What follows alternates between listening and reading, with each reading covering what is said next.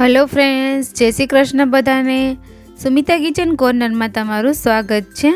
आज आपणे बनावीशुं मसूरनी दाळ अने जीरा राइस। तो आज आपणे एकदम हेल्दी एवी मसूरनी दाळ अने साथे साथे जीरा राइस पण बनाव्या छे। तो लंच में कई हळवुं खावानुं मन थाय तो आ दाळ अने जीरा राइस एकदम झड़पथी बनी जाय छे। तो चालो बनावीए एकदम सिंपल मसाला साथे पण स्वाद में ध बेस्ट एवी मसूरनी दाळ अने जीरा राइस। जो रेसिपी सारी लागे तो विडियो ने लाइक करजो, शेर करजो अने चेनल ने सब्सक्राइब करजो। तो सौथी पहला आपणे जीरा राइस बनाववा माटे 1 कप बासमती चोखा लीधा छे। तेने आपणे सारी रीते धोई लेशुं। आ रीते धोवाई जाय त्यारबाद तेमां 1 कप पाणी एड करीने तेने 10 થી 15 मिनिट पलळवा देशुं। तो जीरा राइस साथे आपणे मसूरनी दाळ बनाववानी छे। तो आ रीते आपणे छिलका वगरनी अर्धो कप मसूरनी दाळ लीधी छे। दाळने पण આપણે એકદમ સારી રીતે ધોઈ લીધી છે અને અડધો કપ પાણી એડ કરીને તેને પણ 10 થી 15 મિનિટ પલાળી દેશું। તો આપણે દાળ અને રાઈસ પલળે ત્યાં સુધીમાં આપણે દાળ માટેની તૈયારી કરી લેશું। તો આપણે દાળ માટે એક મોટી સાઈઝનું ટમેટો ઝીણું ચોપ કરીને લીધું છે, એક મીડિયમ સાઈઝની ડુંગળી ઝીણી ચોપ કરીને લીધી છે, 2 લીલા મરચાં ઝીણા ચોપ કરેલા છે, 5 થી 7 કળી ઝીણું ચોપ કરેલું લસણ લીધું છે, લીલા ધાણા અને અડધું ફાડું લીંબુ લીધું છે। तो 15 मिनिट पछी आपणे दाळ अने चोखा एकदम सरस पलળી गया छे। हवे सौथी पहेला आपणे जीरा राइस बनावी लेशुं। तो पेन में आपणे 3 થી 4 चमची तेल एड करशुं, 1 चमची जीरुं एड करशुं। जीरुं थोडुं सतळाई जाय त्यारबाद आपणे पलाळेला चोखा एड करी देशुं।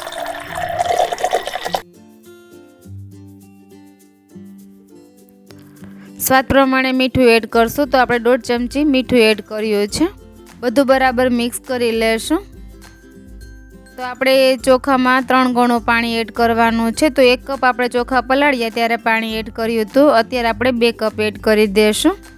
તો ટોટલ આપણે 3 કપ પાણી એડ કર્યું છે। આ રીતે એક બોઇલ આવી જાય ત્યારબાદ આપણે ગેસની ફ્લેમ મીડિયમ કરીને તેને ઢાંકીને થવા દેશું। તો આપણા જીરા રાઈસ કૂક થાય ત્યાં સુધીમાં આપણે દાળ પણ બનાવી લેશું। તો આપણે દાળ કુકરમાં જ બનાવવાની છે। તો 2 થી 3 ચમચી તેલ એડ કરશું, अर्धी चमची जीरुं एड करशुं। जीरुं थोड़ुं सतळाई जाय त्यारबाद 1/4 टीस्पून हींग एड करशुं।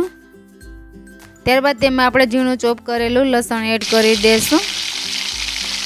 लसण थोड़ुं सतळाई जाय आ रीते गोल्डन कलरनुं थई जाय त्यारबाद तेमां आपणे झीणी चोप करेली डुंगળી एड करी देशुं। साथे साथे लीला मरचां पण एड करी देशुं अने डुंगળીને सारी रीते सातળી लेशुं। 1 मिनिट डुंगળી सतळाई जाय त्यारबाद तेमां आपणे झीणा चोप करेला टमेटा एड करी देशुं। टमेटाने पण आपणे 1 થી 1.5 मिनिट कूक थवा देशुं। टमेटा थोड़ा सॉफ्ट थई जाय त्यारबाद तेमां आपणे मसाला एड करशुं।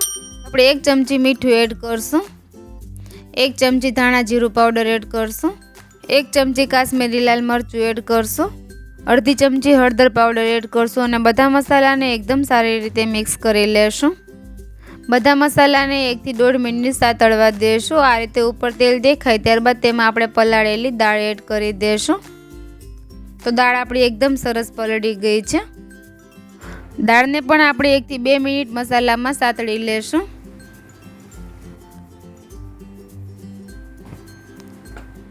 तो आ रीते एक बोइल आवी जाय त्यारबाद तेमां आपणे पाणी एड करशुं। तो आपणे अर्धो कप दाळ लीधी हती तो तेनी सामे आपणे 5 गणुं पाणी एड करवानुं छे। तो आपणे 2.5 कप पाणी एड करशुं। तो आपणे 2 कप अने अर्धो कप पाणी एड कर्युं छे।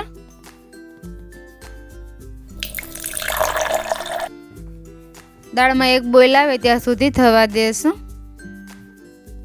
तो आ रीते दाळमां बोइल आवी गयो छे त्यारबाद तेमां आपणे 1 चमची गरम मसालो एड करशुं। बराबर बधुं मिक्स करी लेशुं। आ रीते एक बोइल आवी जाय त्यारबाद आपणे ढांकण बंद करीने 2 विसल थवा देशुं। गैसनी फ्लेम आपणे मीडियम करी लेवानी छे। तो आपणा जीरा राइस एकदम सरस कूक थई गया छे, आपणे जोई लेशुं। तो आ रीते जीरा राइस तैयार थई गया छे। तेने आपणे थोड़ा आ रीते फ्लफ करी लेशुं अने बधुं बराबर मिक्स करी लेशुं।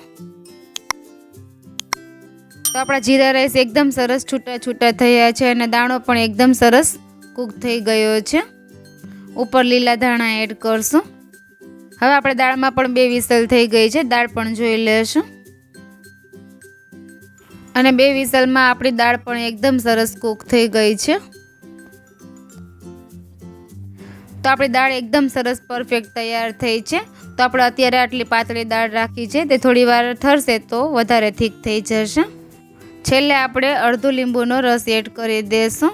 તો લીંબુનો રસ એડ કરવાથી દાળમાં ખૂબ જ સરસ ટેસ્ટ આવે છે, તો તે તમે ચોક્કસથી એડ કરજો. હવે આપણે દાળને બરાબર મિક્સ કરી લેશું. છેલ્લે લીલા ધાણા એડ કરશું. તો આપણે એકદમ હેલ્ધી એવી મસૂરની દાળ પણ તૈયાર છે.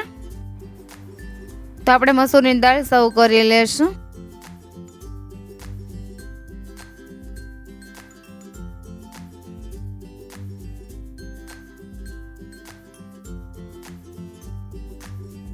સાથે સાથે આપણે રાઈસ પણ સર્વ કરી લેશું.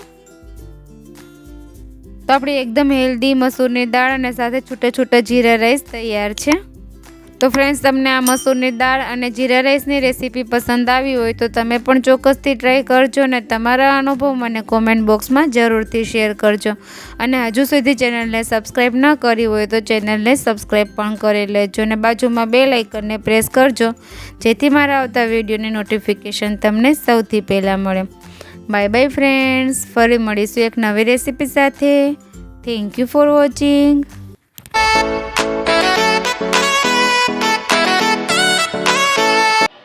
તમને મારી રેસીપીઓ પસંદ આવતી હોય તો મારી ચેનલને લાઈક, શેર અને સબસ્ક્રાઇબ જરૂરથી કરી દેજો અને બાજુમાં બેલ આઇકનને પ્રેસ કરજો, જેથી મારા આવતા વિડીયોની નોટિફિકેશન તમને સૌથી પહેલા મળે.